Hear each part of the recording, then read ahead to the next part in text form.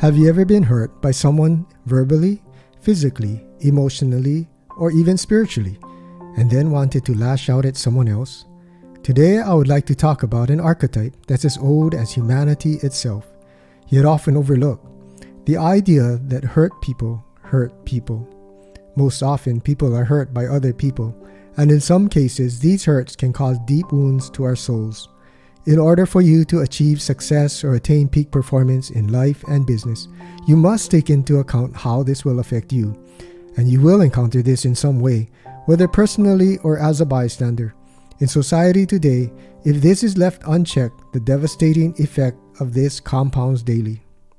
There's a story we often hear about the man that comes home from a long day at work, berated by his boss, gets greeted with complaints by his wife and children, then goes and kicks the dog. Imagine a chain, each link representing a person who has been hurt. This chain symbolizes a cycle of pain passed from one individual to another, creating a ripple effect from generation to generation throughout our society. Let's start at the beginning, childhood. During this time, many experience love and care from their parents, but for others, it's a period of trauma and neglect.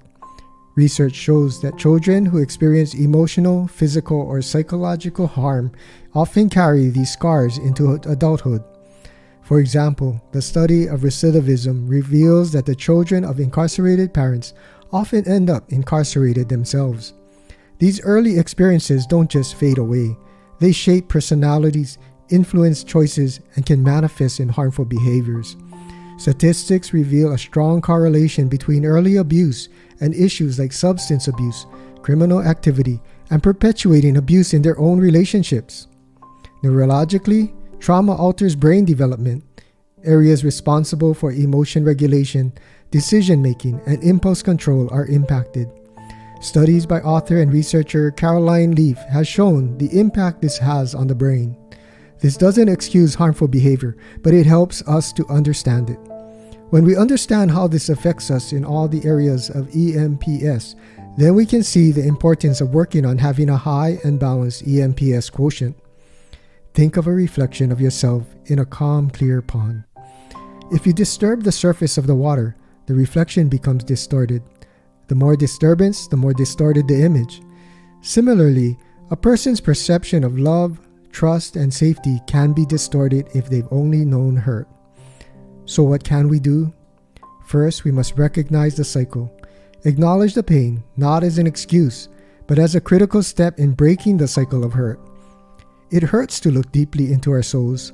Just like treating an infected wound, a good nurse will clean it out, knowing that the temporary pain will help the healing process.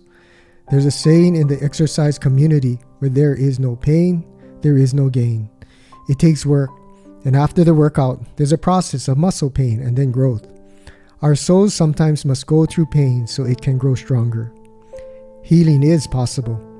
Finding the root cause and processing the shock, stress, and anxiety that comes from being hurt or even traumatized, releasing these emotions from our soul. Then working on healthier emotions, beliefs, and mindsets can mitigate or even remove the mechanisms that trigger our emotional reactions. As a society, our world is dealing with more and more hurt people. A parent affects their children from one generation to the next. The Bible tells us that the sins of the father are carried on to the third and fourth generations. If you can stop this, you have saved the next several generations from the ripple effect of generational hurt and sin. Can you imagine the ripple effect if family after family removes these generational patterns of hurt people hurting people? Instead, having generations of emotionally healthy parents and children who have learned how to care for and love one another. In closing, I want to leave you with this thought. The most potent antidote to pain is understanding and releasing the emotions and beliefs that underlie the hurt. Have you seen the movies where one zombie infects one person and that person infects the other until it quickly spreads throughout the city? Remember the movie I Am Legend? How devastating it can be until someone starts to rescue these infected people. The remedy is in each one of us. We have the blood type that will help humanity if we live to heal and prosper those around us, working together to understand, heal, and ultimately break the cycle of hurt.